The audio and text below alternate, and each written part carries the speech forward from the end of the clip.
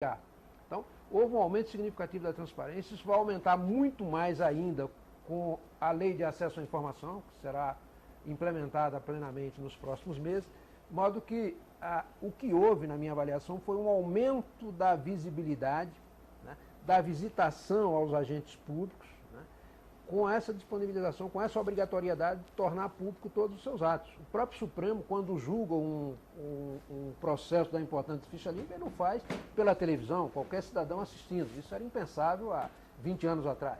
Em muitos países continua sendo impensável. Exatamente. Agora, Valdir, você concorda com essa avaliação que ele faz? Não, na verdade, eu não vejo esse avanço do Congresso nesses anos, não. Muito pelo contrário, eu acho que o Congresso ele regrediu bastante. Eu vou pegar até um gancho com a questão do Weber, que outra questão que o Weber fala muito, que eu acho muito interessante, que é a questão da prática da política negativa. E a gente fala em política negativa, pensa muito em corrupção, e não é isso. O que o Weber fala de política negativa é aquele Congresso que a cada vez mais ele vai se submetendo ao Executivo e vai se tornando servil ao Executivo, e é isso que nós estamos acompanhando, um Congresso completamente servil, isso vai sendo construído há vários governos, e hoje nós temos um governo onde as pessoas inteligentes da nação se afastaram do Congresso. Elas não querem mais estar no Congresso, porque elas, para fazer o quê? Para dizer amém ao governo? Não tem necessidade. Mas daí vamos partir com outra forma de abordagem com relação a isso. Por exemplo, o Gramsci dizia que é uma característica do executivo tentar monopolizar a grande política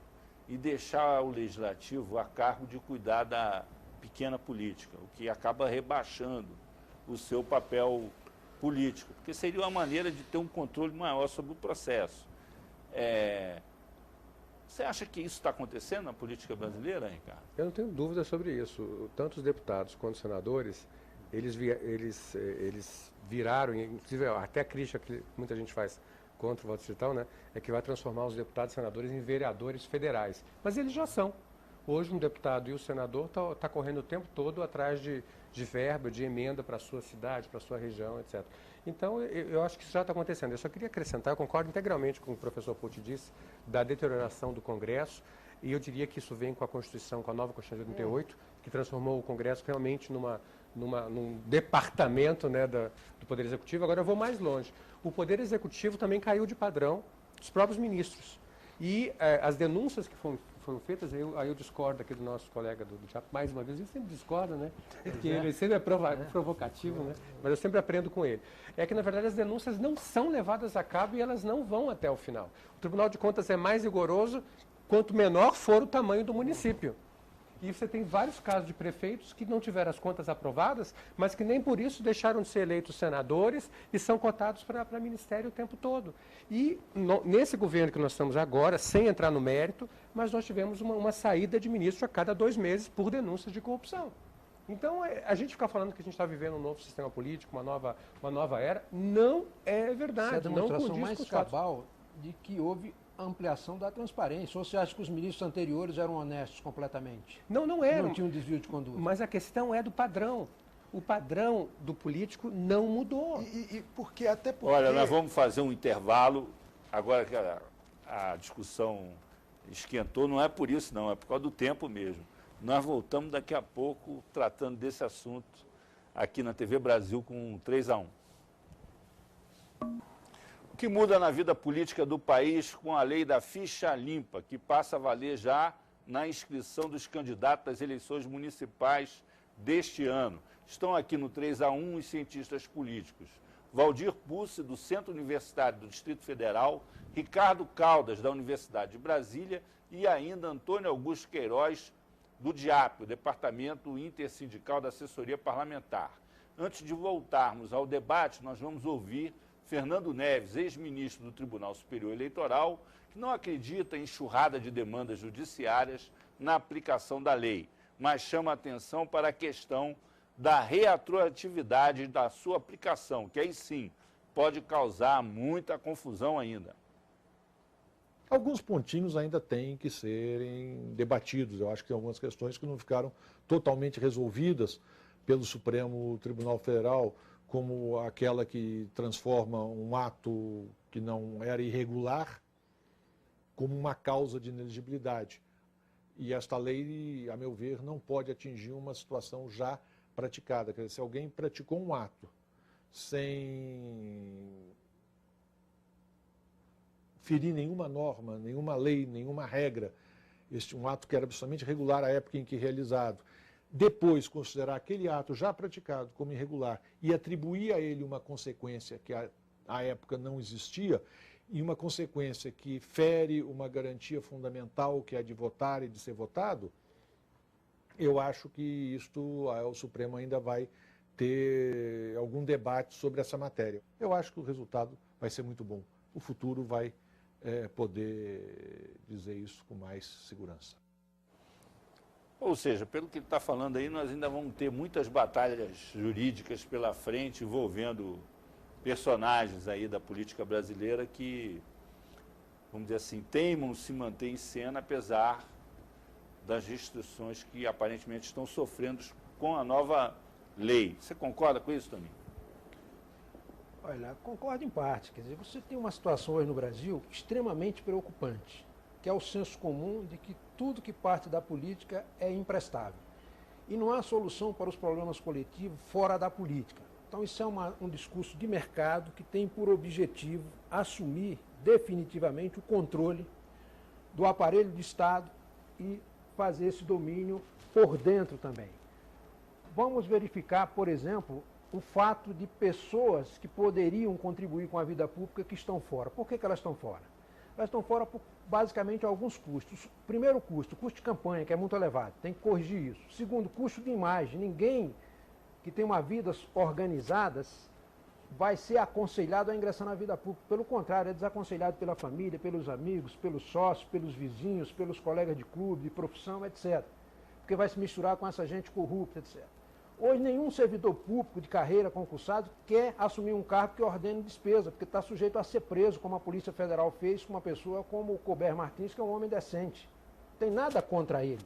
Ele assinou um documento mandando pagar uma fatura que estava autorizado por todas as instâncias previstas no ordenamento jurídico, né? Então, há uma caça, uma fúria em relação a isso que é assustadora. Quem perdeu a eleição não se conformou. Hoje nós temos uma situação que é a seguinte. Você acha que há um cenário assim que, uma espécie assim de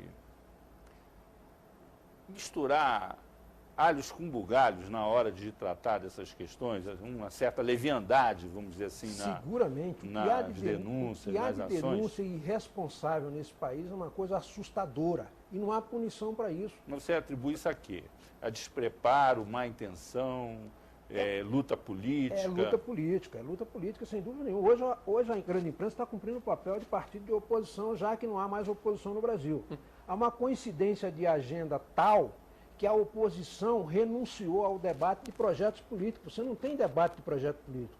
Você tem o denuncismo que é natural quando há coincidência de agenda. Ora, se eu penso rigorosamente a mesma coisa que se sou de oposição com alguém que está no poder, eu não vou debater os projetos porque eu estou botando azeitona na empada dele.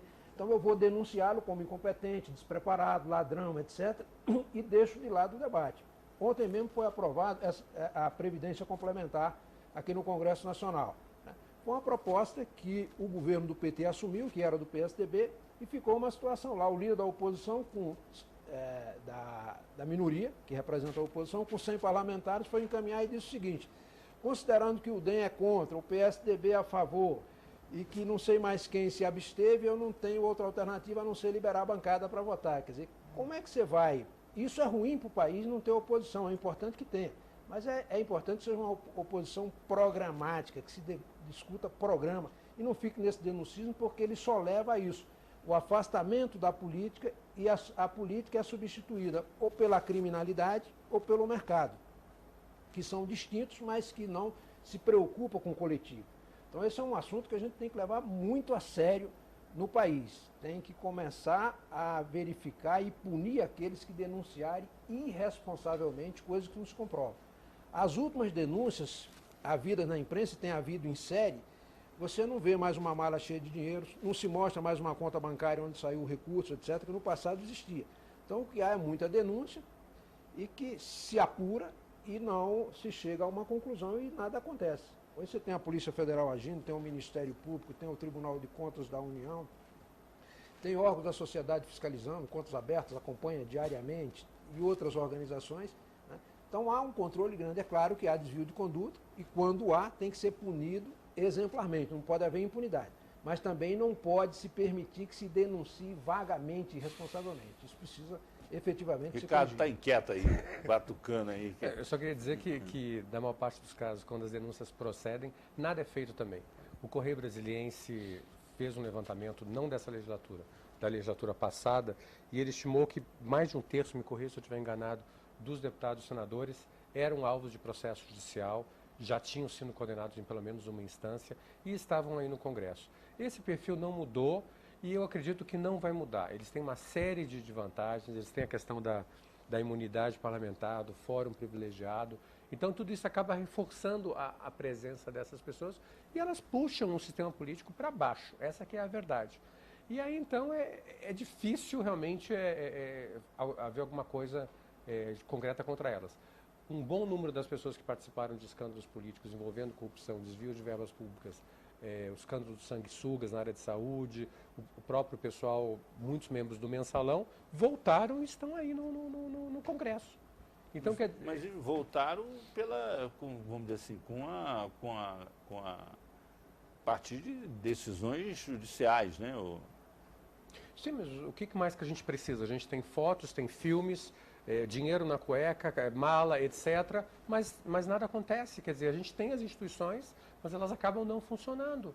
Quer dizer, então, por exemplo, Voltando à lei da ficha limpa. Doação de carro. Voltando à lei da ficha limpa. Era ilegal há 20 anos atrás, agora é legal. Voltando à lei da ficha limpa. A lei da ficha limpa foi criada para quê? Para impedir que isso acontecesse. Mas não está conseguindo. Que a protelação dos julgamentos em última instância, o chamado transitado julgado, né?